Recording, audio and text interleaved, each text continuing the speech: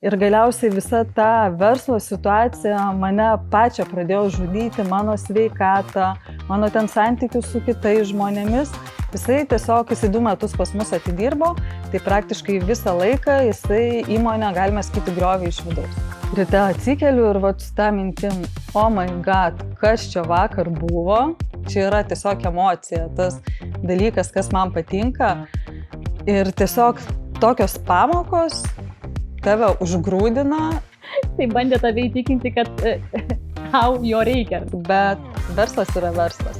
Darbas yra darbas ir visų pirma turim žiūrėti įmonės gerovės, o ne kitų žmonių. Atsibundu ryte ir pirma mintis.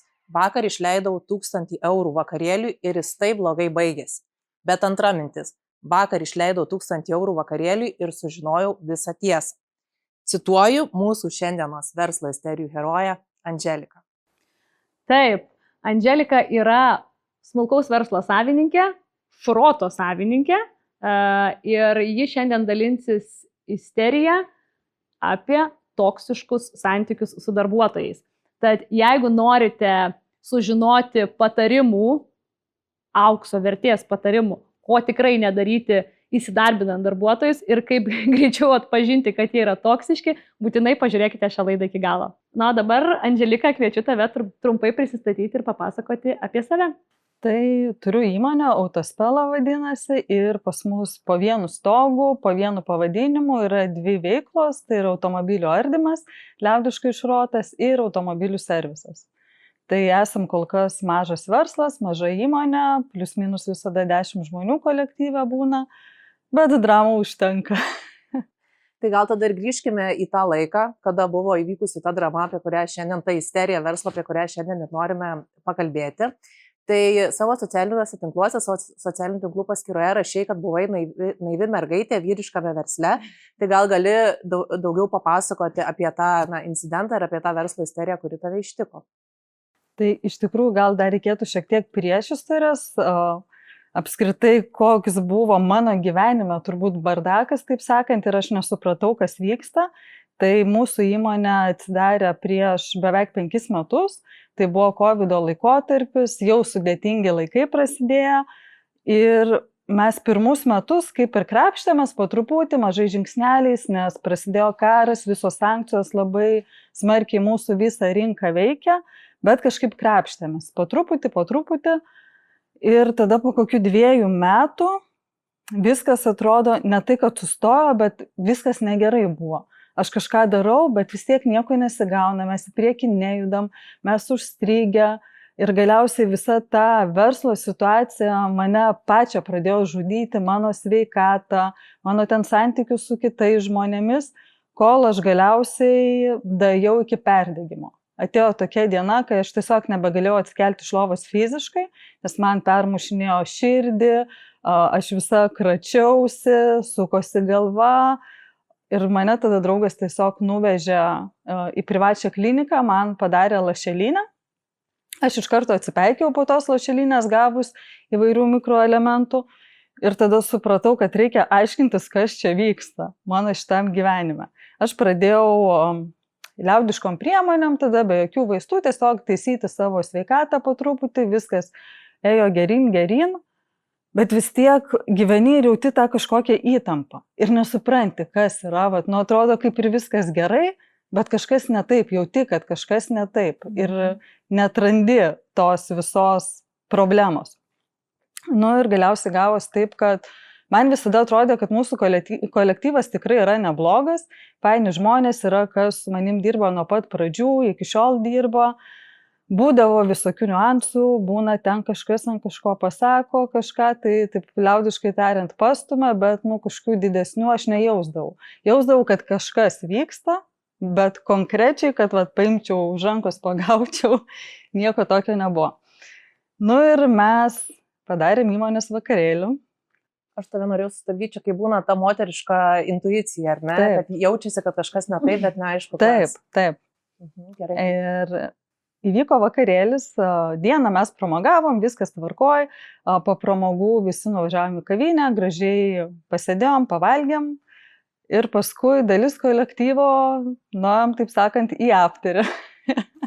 Į įdomiausią dalį jo.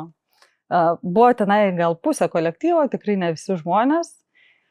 Ir va tada, kai žmonės išgeria, atsiveria jų sielos ir pradėjo lysti daug įdomių dalykų, būtent apie vieną darbuotoją, kuris iš tikrųjų manęs ir neramino visą laiką nuo pat pradžių, vėlgi.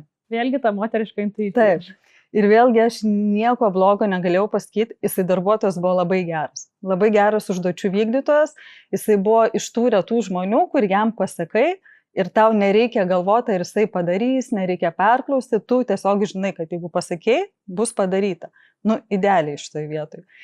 Bet vad būdavo toksai kažkas toj širdyje. Ir iš tikrųjų visada, jeigu mūsų versle apskritai automobilių ardyme yra labai daug blogų dalykų, juodų, vagysčių ir panašiai, labai lengva ten visko pridaryti įmonės viduje, jeigu tik tai turi noro. Mane visą laiką aplinka gazdindavo, kad nes va ten kažkur kažkas vagia, tai ir pas tave vagia, pas mane ten nieks nevagia. Ir iš tikrųjų galvodavau, kad jeigu kažkas gali atsitikti, aš čia ne apie vogimą, o apskritai kažkokią situaciją, kad jeigu kažkas gali atsitikti mūsų komandai, tai va jaučiau, kad būtent iš to žmogaus gali atsitikti. Apie kitus net niekada minties nebuvo. Nu ir va ta intuicija moteriška sužaidė ir paaiškėjo, kad visgi tas žmogus, nežinau kodėl, taip ir nesupratau priežasčių, jisai 2 metus pas mus atidirbo, tai praktiškai visą laiką jisai įmonę, galime sakyti, griovė iš vidaus. Jisai ėjo apkalbinėjo, pas vieną nueina apkalba tą, pas tą nueina apkalba tą, pas darbuotojus nueina mane apkalba. Bet man kyla klausimas, kaip per tiek laiko, pakankamai ilgas laiko tarpas, niekas kitas iš darbuotojų tau nepasakė, kad va, yra vienas žmogus, kuris ar ne kažkokį maištą. Labai paprastas atsakymas. Tai yra vyriškas verslas ir mes ne ožiai. Labai paprasta. Jo, ir jisai iš tikrųjų irgi būdavo pats ateina, jisai tai va ateidavo pasakyti, kad kažkas ten negerai kažką padėjo, padarė ir panašiai. Ir jisai ateidavo ir aš nenoriu būti ožys, bet žinok, yra taip ir taip. Ir aš to nesuprasdavau, nes va, sulyginu kaip ir vaikus auklėjau, aš turiu dvynes, jos aišku pastoviai pykstasi, viena kažką padaro, kita atbėga ir kaip aš sakau, stukačina sesę. Ir aš sakau, tu nestukačink, jūs komanda, jūs turit išsispręsti, dviese tu turi padėti sesį, kad aš nesužinočiau, kad kažkas atsitiko. Ir aš lygiai tą patį darbuotojams sakydavau, nu taip, aš kaip vadovė, šiaip norėčiau žinoti, kas pas man vyksta.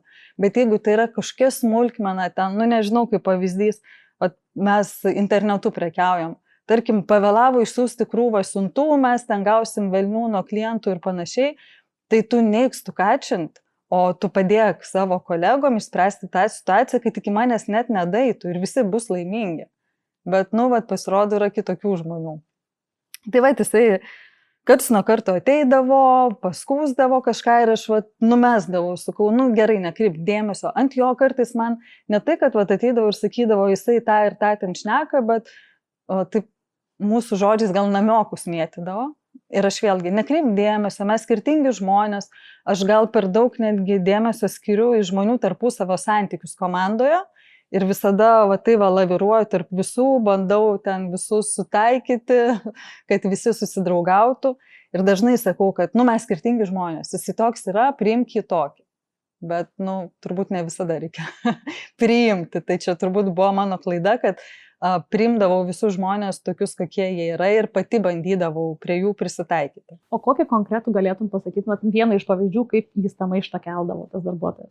Tai vat, manau, pagrindinis tas dalykas ir yra, kad tiesiog eidavo ir visus apkalbinėdavo. Kad vienam sako, va pasižiūrėk, tas tą padarė, jisai ten toks, anoks, pas kitą nueina ant to, pasako ir tada kyla tarp žmonių įtampa, kažkokios dramos ir panašiai. Labai tokia emocinė turbūt kaip čia būklė, ne? Va, jo, buvo labai bloga kolektyve. Taip.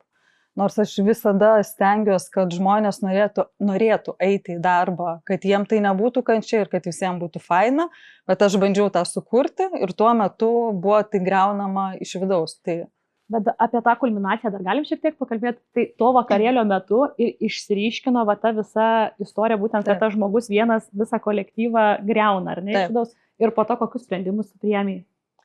Tai iš tikrųjų dabar žiūrint buvo visai juokinga situacija. Stovim mes prie bariuko Vilniaus gatvėje su chebra ir mūsų buvo nemažai, 6 žmonės, tai čia pusė kolektyvo mūsų. Ir man pradeda pasakot, o vat, žinok, jisai, pacituosiu, sako, kad tu esi psichiškai nesveika, kad tu ten nenormali, kad tau su galva negerai. Dabar aš galvoju, gal jisai tai sakė, vat būtent dėl mano perdegimo, nes visi matė, kokios aš būsenos buvau, ten žinojo, kad aš stengiuosi taisyti savo sveikatą, tai vat gal čia ir buvo, kad man su galva negerai, aš nežinau. Tai, ir aš į visą tai dar raminau darbuotojus, sakau, viskas čia okei, nes, aš žinau... Ta pati vakarą turi minti. Taip, čia viskas vyksta prie to baro jo. Nes aš žinau, koks vadovas bebūtų geras, jisai vis tiek bus ožys. Arba mano atveju ožka. Negali kitai būti, vis tiek tu rasi, ko prisikabinti prie savo vadovo. Kaip aš rasdavau prie visų savo vadovų, ko prisikabinti, taip ir prie manęs. Ir aš kolegas raminu, kad viskas čia okei, aš suprantu, kad galima ten stumti ant manęs, čia vadovų tokia dalė, viskas čia yra normaliai. Ir man tai pabiški vis mėto labiau, dar kažkokių faktų. Ir kol mes dėjom iki to, kad pasakė, kad jisai net sako darbuotojam kitiem, kad mes apgaudinėjom darbuotojus ant pinigų, kad mes meluojam darbuotojam ir panašiai, kas liečia jų atlyginimus. Tu turi omeny, kad kaip vadovė tu meluoji tiem darbuotojam ir ten neišmokė, ar kaip čia? Taip, kad jie uždirba daugiau, aš jiem išmoku mažiau ir va čia buvo turbūt tas kertinis momentas, nes tas žmogus niekada iš vis neturėjo jokio prieimo prie finansinių kažkokių skaičių, tiesiog neturėjo. Jokių nei prisijungimų, nieko, ir jisai nieko negalėjo žinoti. Bet jis labai gerai moka istorijas kurti. Taip. Bet jisai tokias istorijas pasakodavo kitiem darbuotojam, ko pasakoje kildavo. Dabar aš suprantu, kodėl konfliktai su darbuotojais, yra išėjusių darbuotojų. Ir manau, tai yra viena iš priežasčių. Dabar socialiniuose tinkluose labai smarkiai mėgstu pašnekėti. Tai gaunu komentarų, kad aš apgaudinėjau žmonės ir panašiai, nes tiesiog ta informacija jau yra paskleista. Dėl ko apgaudinėjai žmonės? Darbuotojus, kad nemoku atlyginimų ir panašiai. Ai, tai čia išėjo iš to tavo buvusio darbuotojo. Aš manau, jo. Pletkas, iš kurgi dar? Dar šleifas eina. Taip, nes jisai tai aiškino ir darbuotojams, pasirodo ir su klientais bendravo, su kuo tik tai jisai nebendravo. Iš tikrųjų tokia juoda dėmė uždėta, kur nesvarbu, kad darbuotojo kurį laiką jau nebėra, bet vis tiek dar ta kažkokia bloga reputacija, tarsi kurios net nebuvo, jinai buvo sukurta jo, dar vis eina, ar ne? Taip. Tai aš, aišku, į viską stengiuosi visada žiūrėti pozityviai, tai aš jeigu gaunu tokį komentarą, sakau, jeigu jūs sugebėsit sukurti tokį verslą kaip aš, kurim žmonės dirbs nemokamai, aš jūs pasveikinsiu. Nes, jeigu aiškina, kad aš nemoku atlyginimo, o tiek metų žmonės man dirba, tai gal visai ir neblogai. Man tai taip skamba, kad jisai realiai griovė tavo verslą iš vidaus. Taip, ir aš nesuprantu priežasties, nesuprantu, kodėl, grįžtant prie vakarėlio, tai va, kai man pradėjo iš tuos dalykus jau visus finansinius šnekėti, ne mano asmeninius, aš priimu viską, kas mane asmeniškai liečia, čia yra viskas okei, aš negaliu visiems patikti. Bet kai aš supratau, kad buvo griaunama įmonė, aš stoviu prie to baro ir aš jaučiu, kaip man prasideda migrenos priepuolis, nes turiu migreną ir tiesiog man tą galvą pradeda žiauriai skaudėti. Gal po 10 minučių draugui paskui, sorry, važiuojam namo, nes tiesiog jau mane tą migreną nužudė.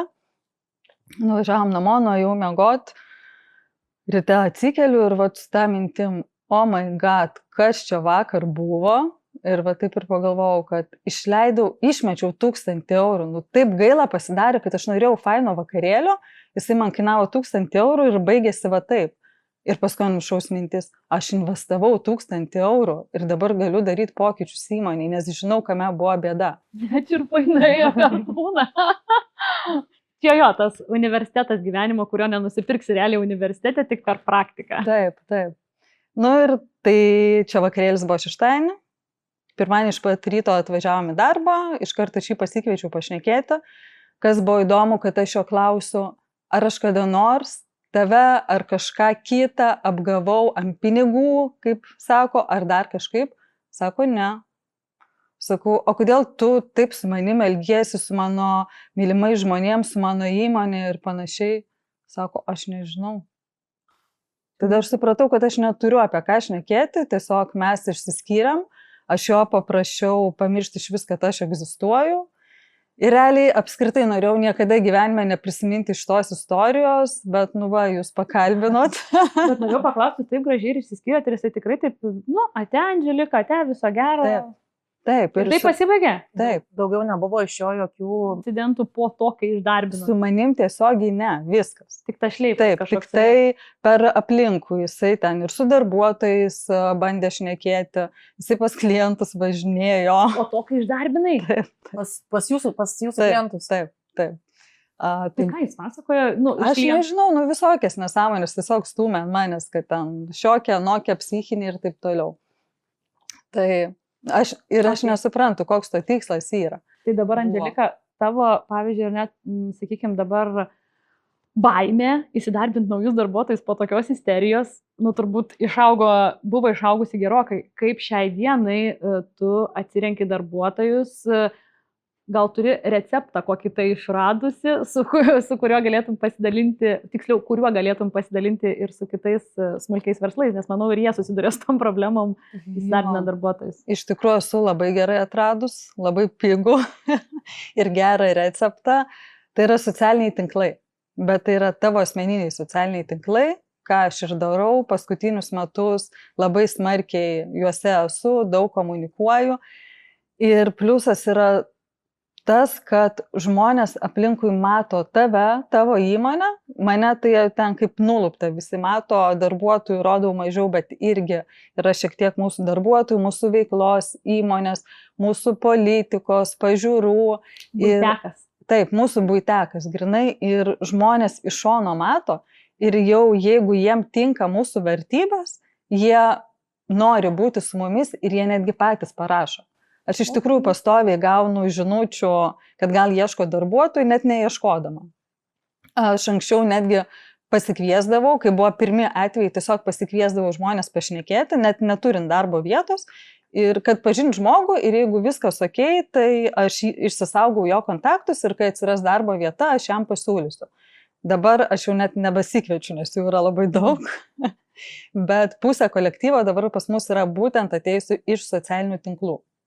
Tik tai noriu atkreipti dėmesį, kad tai nėra tas, kad kokioj nors ten darbas Vilniuje grupiai tu parašysi, kad ieškai darbuotojų, ten nieko gero nebus, bent jau iš mano patirties.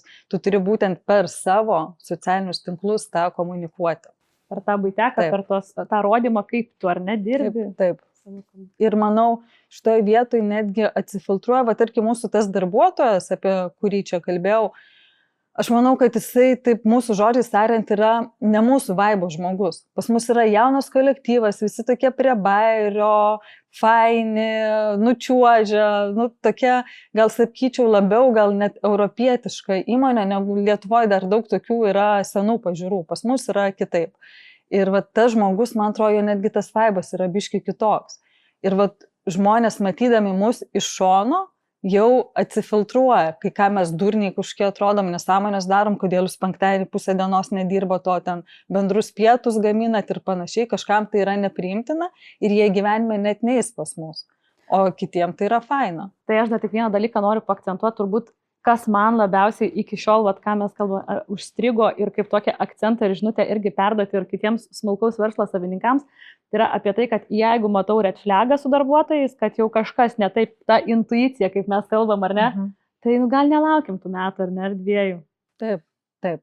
Ir aš irgi labai mėgstu palyginti santykius su darbuotojais, su asmeniniais santykiais, su vyru, žmona ir panašiai. Tai čia irgi labai panašiai, kad jeigu tu matai pradžioje red flagus, tai, greičiausiai jau nieko gero nebus. Tai lygiai taip pat yra ir darbe. Jeigu jau matai, gali pratempti. Tikrai mano gyvenime buvo situacijų, kad kažkas negerai, nes versle gali netgi tiesiog nesutapti charakteriai. Tai labai normalu. Kaip ir poroj. ko aš anksčiau neįsivaizdavau, kad taip gali būti, bet, tiesiog žmonės nesusidirba, nes charakteriai per daug skirtingi. Ir tokiu atveju aš anksčiau šnekėdavau vieną kartą, antrą, trečią, viskas tempėsi metais, bet tas konfliktas vis tiek grįžta. Tu jį tiesiog nustumi kitam laikui. Ir tai sprendžia problemos. Taip, tai dabar laikaus pozicijos, kad tiesiog jeigu kažkas negerai, reikia pašnekėti, draugiškai, suprasti, kad nesuėjo mūsų charakteriai ir išsiskiriam ir viskas. Ir nebegilinti turbūt tos problemos, ar ne? Taip. Aš dar norėčiau truputėlį prieiti prie tavo verslo, kadangi esi, kaip ir pati sakei, naivi mergaitė vyriškame versle, ar ne, tai tikrai labai keista, neįprasta tiksliau matyti moterį, būtent autoserviso ir šroto savininkę. Tai gal gali pasidalinti, ar būtent po šitos patirties su darbuotoju, nesigailėjai, kad vis tik vystai šitą vyrišką verslą? Ne. Labai greitai atsakei, reiškia, jis tikrai nesigaili.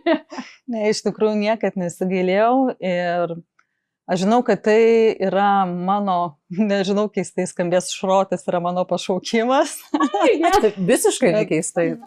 Supranti, aš kai atsidūriau tame, aš jaučiau to jausmą, čia tai, ko man reikia ir aš negaliu paaiškinti.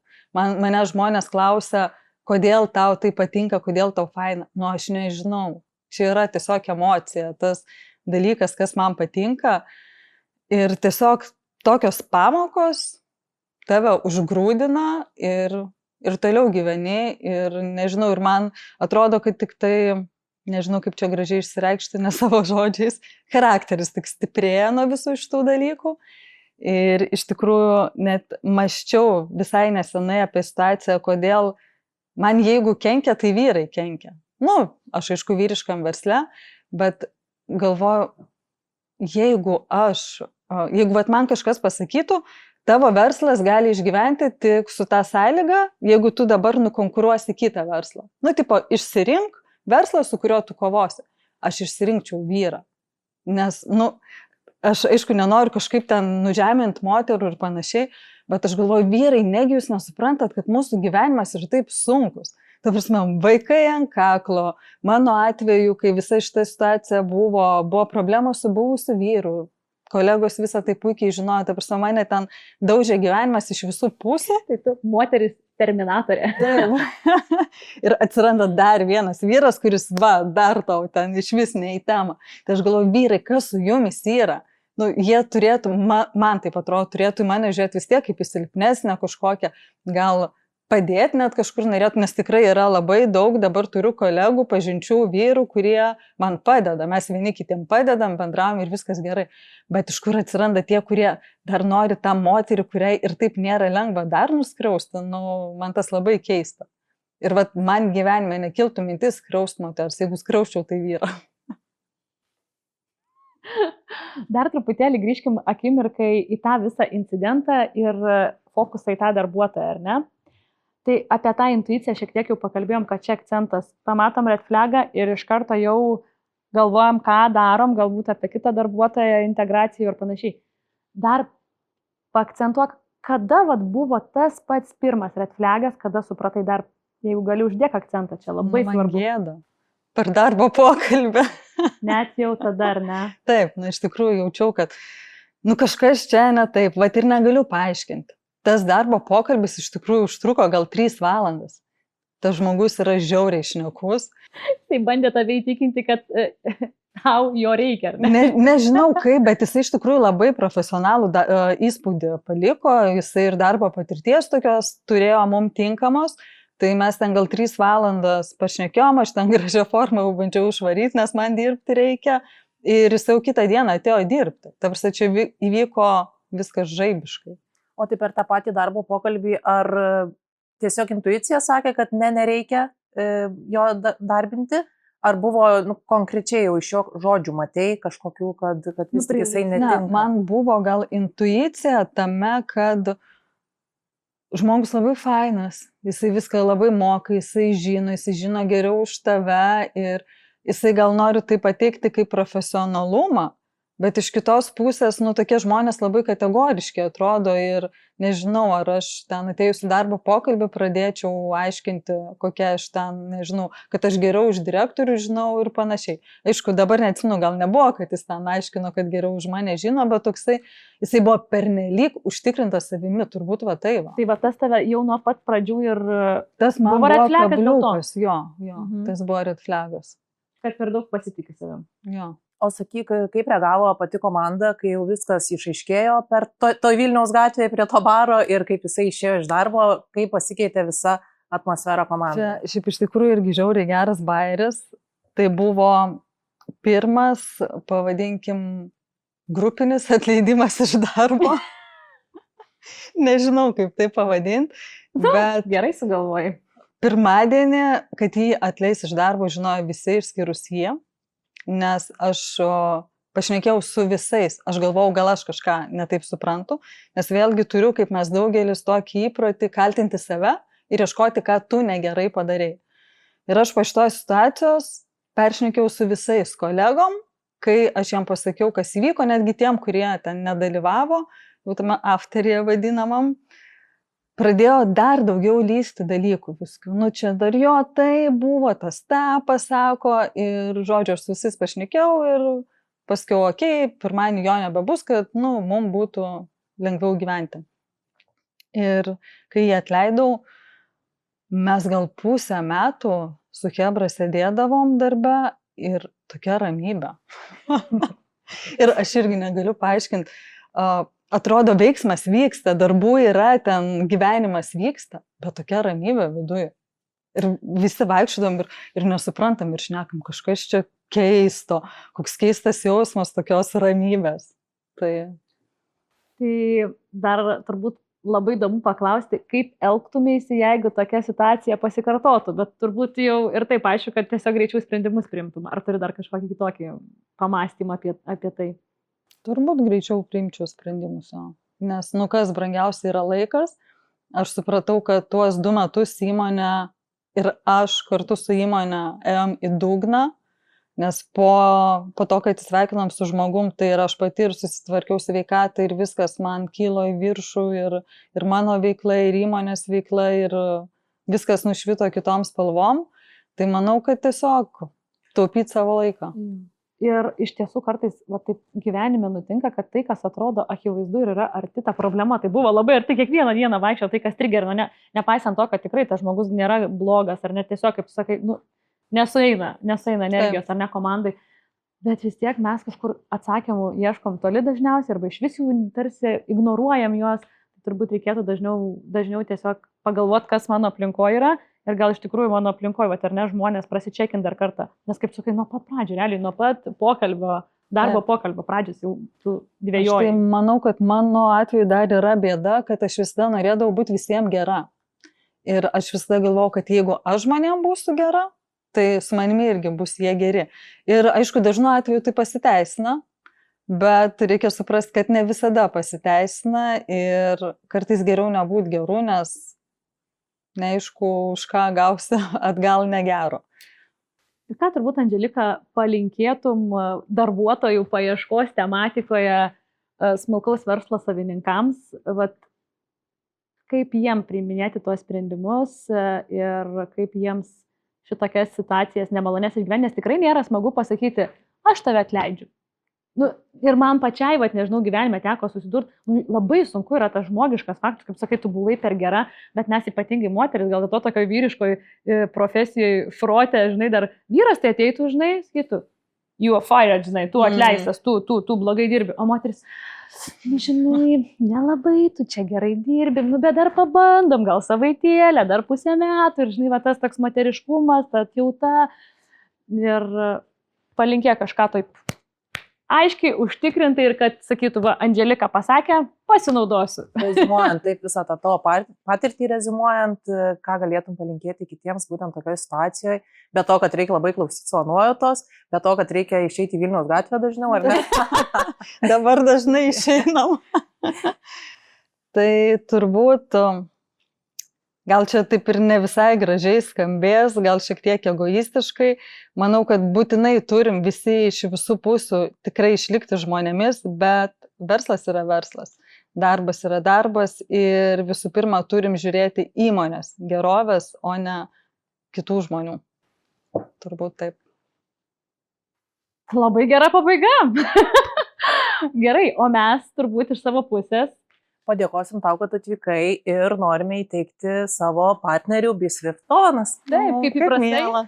kaip įprastai, norime padovanoti tiems, kurie nebijo klysti. Aš kaip suprantu, tu tikrai nebijai klysti versle, todėl ir esi šiandien čia, kur esi, ar ne? Tai Dėkui labai. ačiū tau labai, kad atvykai. Ačiū, kad pakvietei. Kad pasidalinai savo istoriją. Dar minutį prisėskim. Mes norim dar pasidalinti su savo auditorija, kuri mus stebi, žiūri.